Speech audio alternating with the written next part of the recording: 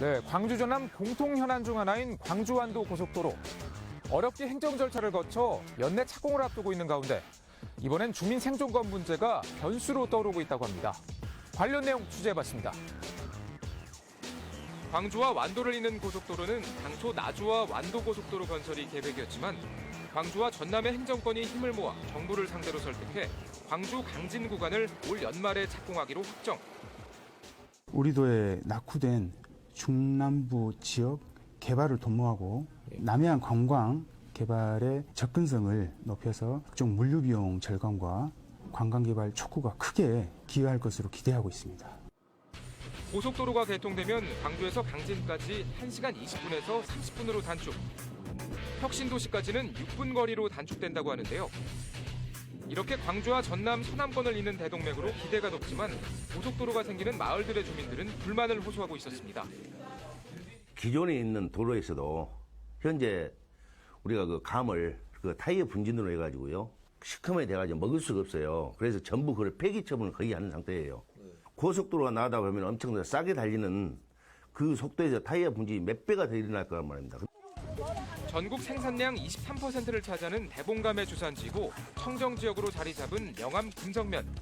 하지만 고속도로 건설로 인해 농경지를 가로질러 거대한 교각이 들어서면 일조량 감소로 농산품의 품질이 떨어지고 청정 지역의 지위도 상실할 수 있다고 주장하는데요.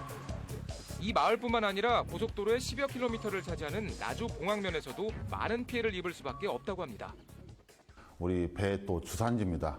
친환경 재배로 해서 배를 이렇게 생산하고 있는데 분진이라든가 먼지 때문에 친환경이 또 취소가 될 수 있어요. 거기에 막대한 피해가 예상이 되는데도 시민들의 편의를 위한 노선이라고 하지만 사실상 고속도로가 들어서는 마을 주민들은 일체의 혜택을 받지 못하고 오히려 토지 이용에 막대한 지장만 초래하고 있는 상황. 두 지역 모두 생존권을 심하게 위협받을 수 있다는 불만을 토로했습니다. 이렇게 주민들의 반발이 거세지고 있는 가운데 전라남도청에서는 노선 변경에 대해 어떤 의견을 가지고 있을까요? 지금 현재 노선은 도로공사에서 가장 적정하다고 판단을 해서 잡은 노선인데 그 부분은 도가 결정한 노선도 아니고 그래서 충분한 협의가 선행이 돼야 될 것 같습니다. 하지만 전라남도청에서는 한국도로공사가 주최하는 공사이기 때문에 노선 변경에 대해서는 어떤 말도 하기 어렵다는 입장을 밝혔습니다. 하지만 한국도로공사의 입장은 조금 달랐는데요.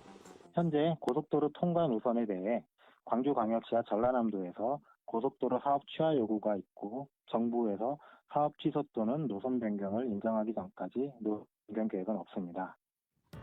한국도로공사는 사업 취하 요구와 노선 변경을 전달받지 않아 변경 계획이 없다는 입장.